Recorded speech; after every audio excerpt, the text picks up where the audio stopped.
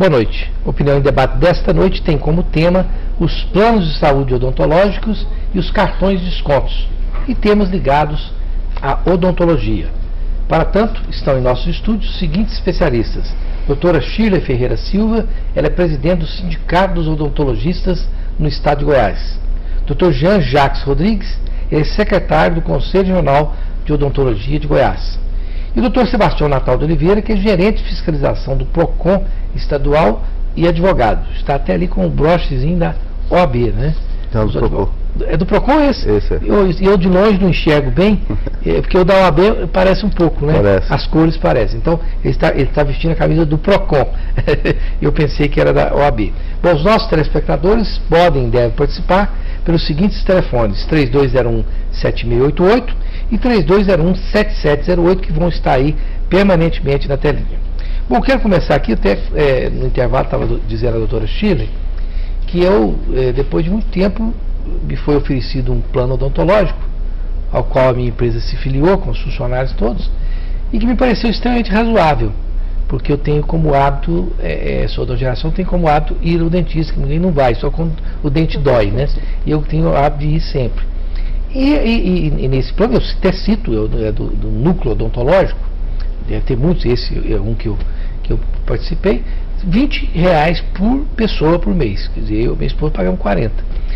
E me pareceu extremamente razoável, frente aos tratamentos que eu já fiz, e que foram tratamentos que, se eu somar, dava muito mais do que isso. E eu pergunto ao senhor, o plano lá, eu no mesmo lugar que eu fazia o tratamento sem ser pelo plano, é possível dar lucro? Eu fico pensando, onde que o odontólogo vai ter lucro? Esse valor dá lucro ainda? A pessoa ainda tem condições de ter lucro? O lucro ele vai depender da quantidade, né, de pessoas que estejam inseridas dentro desse plano. E pelo que você está falando, me parece que esse plano ele é próprio de uma clínica único, né? Não é de uma clínica, é só naquele local, não tem vários os consultórios. Que tem outros profissionais credenciados para atender por ele, né? Lá são vários profissionais, entendeu? Aí o que a gente preocupa é somente com a cobertura desse plano, né? O que ele está oferecendo por esse valor, e o lucro do profissional ele vai depender realmente da quantidade de pessoas que estão pagando por esse plano, né? E a quantidade de pessoas que está em tratamento ao mesmo tempo. E eu acredito que deva ter um rol de procedimentos ofertados, né, pelo plano, e eu não tenho conhecimento disso, então assim, não dá para eu te falar em termos de lucro, né, de lucratividade. Por isso. Agora, em linhas gerais, deve estar certo, né? Porque se estão fazendo, é porque dá certo, né? Aquilo que eu estou te falando, sem a gente ver o que ele está ofertando, né? Que tipo de serviço que ele está ofertando, é difícil a gente fazer essa avaliação assim, superficial.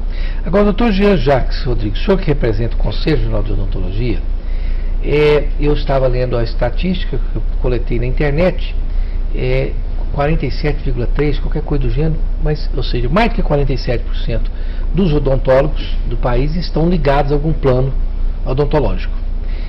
Não há o perigo dos planos odontológicos passarem a engolir os profissionais liberais de odontologia, como está acontecendo com a medicina? Quer dizer, quem não pertence a um plano começa a ficar complicado. Será que os planos não seriam maléficos ao exercício do profissional liberal? Ele não deixaria de ser liberal, não? Não é uma ameaça para vocês, profissionais liberais? Não acredito que seja uma ameaça não, Rosenbaum. O profissional, a liberalidade é o direito, né, que ele tem de, pela sua convicção, elaborar o seu plano de tratamento.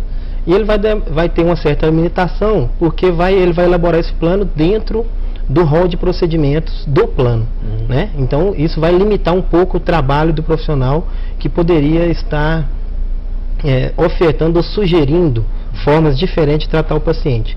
Mas eu não vejo que isso vai interferir, né, nessa liberalidade. O profissional ele deve sempre fazer o seu plano de tratamento dentro da sua convicção, dentro do que ele acredita. O plano de tratamento ele pode ser diferente de profissional para profissional.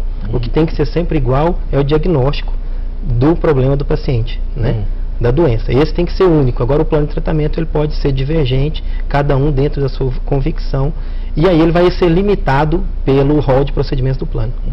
Agora, doutor Sebastião Natal de Oliveira, o PROCON oferece, por exemplo, a pessoa, o telespectador quer procurar um plano de saúde bucal que seja bom.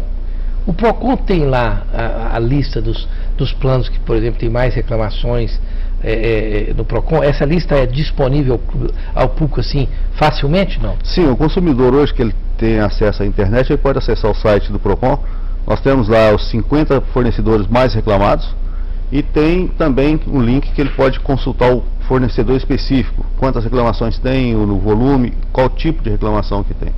Então isso é facilmente disponível ao público, o telespectador. Então, o que ele faz? Ele tem um site na internet? É www.procon.gov.br. Que interessante. Então, você, telespectador, presta atenção nisso aí. Se você tem um plano que você vai se filiar a ele, pode verificar se aquele plano especificamente tem muitas reclamações no PROCON.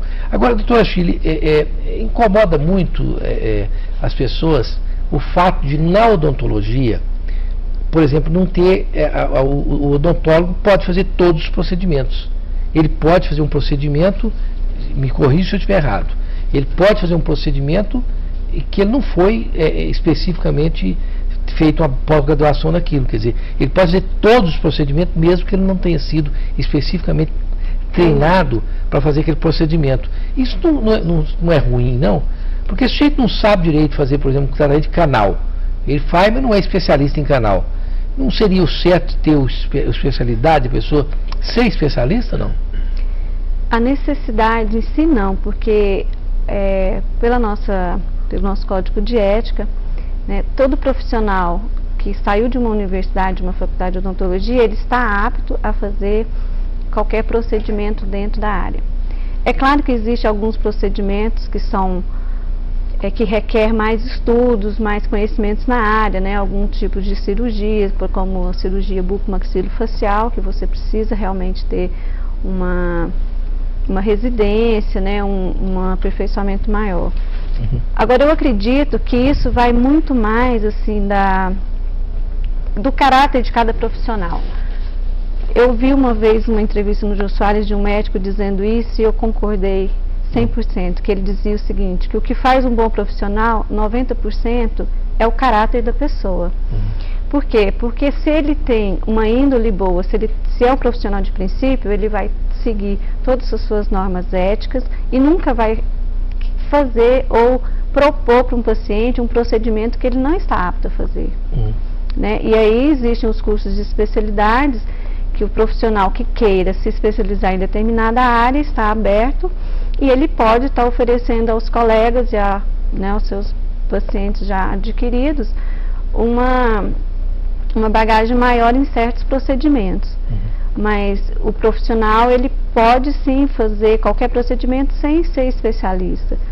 É claro que também ele é responsável e vai responder por qualquer procedimento que ele, caso venha fazer fora das normas técnicas ou de alguma imprudência ou negligência.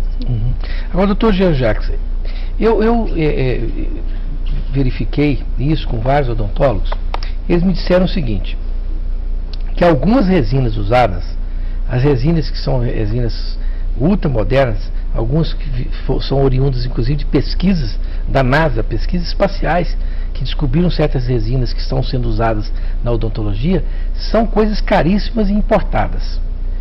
Como que eu, um sujeito comum, vou lá, vou fazer um tratamento qualquer, um tratamento de cárie, não sei, como que eu sei se